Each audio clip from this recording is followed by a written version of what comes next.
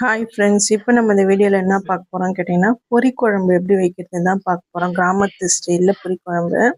இதுக்கு தேவையான பொருட்கள்லாம் என்னன்னு பார்த்துடலாம். வெங்காயம், தக்காளி, அவரைக்காய், அதுக்கப்புறம் பார்த்திங்கன்னா மிளகாய் தூள், கடுகு, பூண்டு நல்லா நசுக்கி எடுத்துக்கலாம் காரத்துக்கு.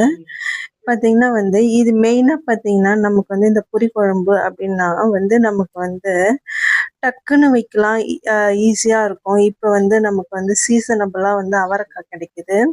இந்த அவரைக்காயும் கத்திரிக்காயும் அதுக்கப்புறம் உருளைக்கிழங்கு போட்டு வைக்கும்போது பார்த்திங்கன்னா அந்த காம்பினேஷன் பார்த்திங்கன்னா நமக்கு சூப்பராக இருக்கும்.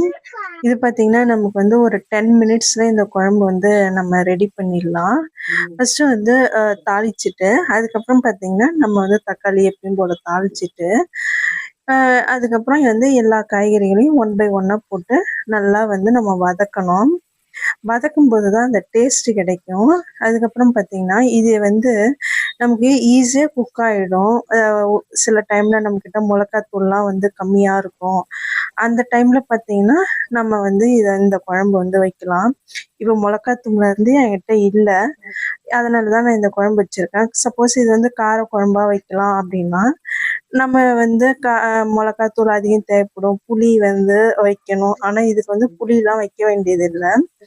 நம்ம எல்லா காய்கறியும் வதக்கிட்டு நம்ம தேவையான அளவு 2 டம்ளர் தண்ணி ஊற்றிக்கலாம்.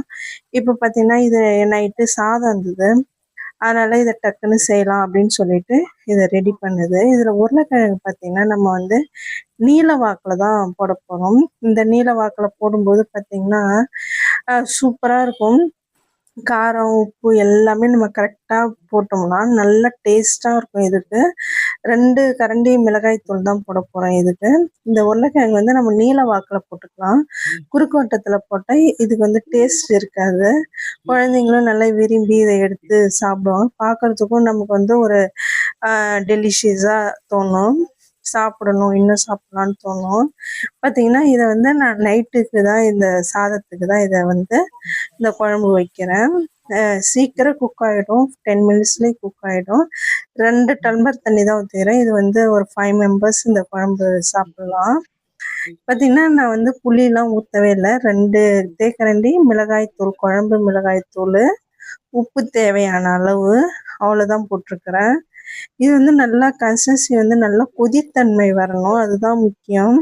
இதில் இந்த அவரைக்காய்லாம் இப்போ சீப்பாக கிடைக்குது, அதனால் வாங்கி யூஸ் பண்ணிக்கலாம். சீசனபிள் ஃபுட்டை நம்ம சீசனபிளில் சாப்பிட்டா தான் நல்லது. அதுக்கப்புறம் வாங்கும்போது காஸ்ட் அதிகமாக இருக்கும், கிடைக்காது. 2வது நம்ம அந்த டைமில் போய் வாங்கும்போதும் அதனுடைய டேஸ்ட்டும் நமக்கு கிடைக்காது. பார்த்திங்கன்னா நல்லா சுண்டி வந்துடுச்சு. இந்த டைமில் பார்த்திங்கன்னா நான் கருவேப்பிலை, கொத்தமல்லி போட்டு நம்ம எடுத்துடலாம். இந்த வீடியோ பிடிச்சிருந்தா லைக் பண்ணுங்கள், ஷேர் பண்ணுங்கள், கமெண்ட் பண்ணுங்கள், சப்ஸ்கிரைப் பண்ணுங்கள். நல்லா காய்கறிலாம் நல்லா கொதித்தன்மைக்கு வந்துடுச்சு. தண்ணியும் நல்லா நம்ம ஊற்றுனதுலேருந்து half ஆஃப் த போர்ஷன் குறைஞ்சிடுச்சு. நல்லா பார்த்திங்கன்னா உங்களுக்கே தெரியும், அந்த பூண்டு எல்லாமே செதிரி வந்துச்சு. Okay, bye friends.